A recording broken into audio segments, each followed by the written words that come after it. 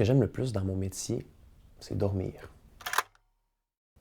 C'est surprenant, mais quand on sait que j'ai travaillé beaucoup sur mes rêves, sur mes cauchemars, on peut comprendre que la sieste créative en après-midi ou même le sommeil paradoxal en matinée est devenu pour moi un moment de créativité toujours renouvelé, assez exceptionnel même, parce que le sommeil paradoxal permet de combiner des éléments qui a priori n'auraient rien à voir les uns avec les autres.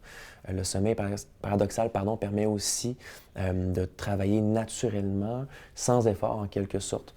À part celui d'avoir des transpirations nocturnes ou des terreurs, des paralysies du sommeil, là. Bon, c'est un risque du métier, si on veut, du dormeur actif.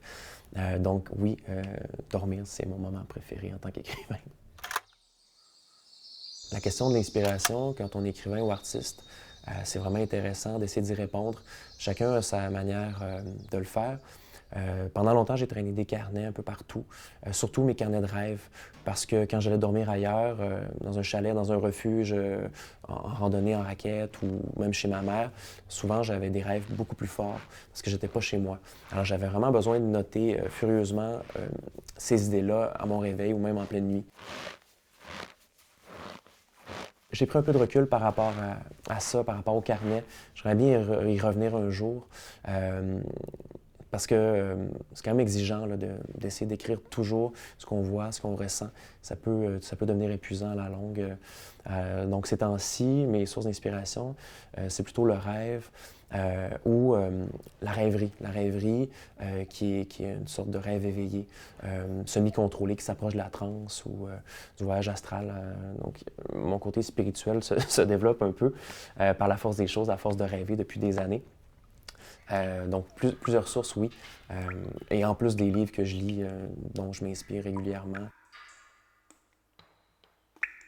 L'inspiration, c'est pas une source infinie. C'est un réservoir qui peut s'épuiser, qui nécessite d'être renouvelé par la lecture, par l'écoute de films, par exemple, ou par des expériences de vie. Je parlais de randonnée de raquettes tout à l'heure, c'est un bon exemple, ou le voyage pourrait en être un autre.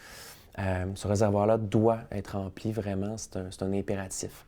Le rêve ou le cauchemar permet de contourner un peu cet écueil-là en allant plus profondément encore, si on veut, dans les nappes phréatiques du subconscient, aller chercher autre chose.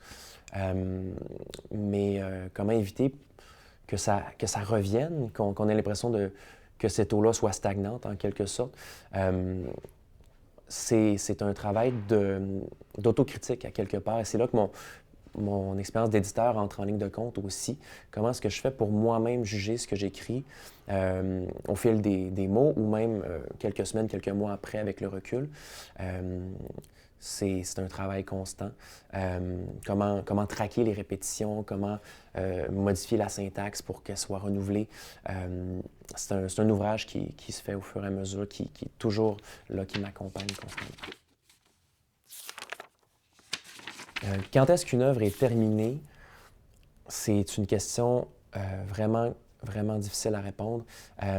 Borges, qui est un écrivain que j'aime beaucoup, disait qu'un livre est terminé lorsqu'on l'envoie à son éditeur, lorsqu'il sort de nos mains, en quelque part, au moment où il est imprimé, finalement.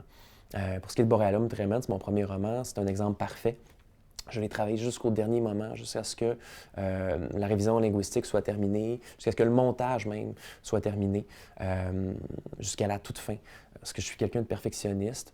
C'est un peu mon problème actuellement avec mes rêves, parce que j'ai des centaines de textes et chacun de ces centaines de textes-là, je veux les retravailler jusqu'à ce qu'ils soient parfaits. Alors, ce livre-là, qui s'appelle Savane, mes récits de rêves et cauchemars, sera terminé lorsqu'il va être imprimé tout simplement.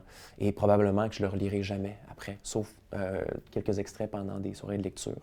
C'est la même chose avec Borealum Tremens. Jamais je me suis assis pour le relire de A à Z. Il est terminé, il est achevé, il est entre les mains des lecteurs et des lectrices, puis il ne m'appartient plus.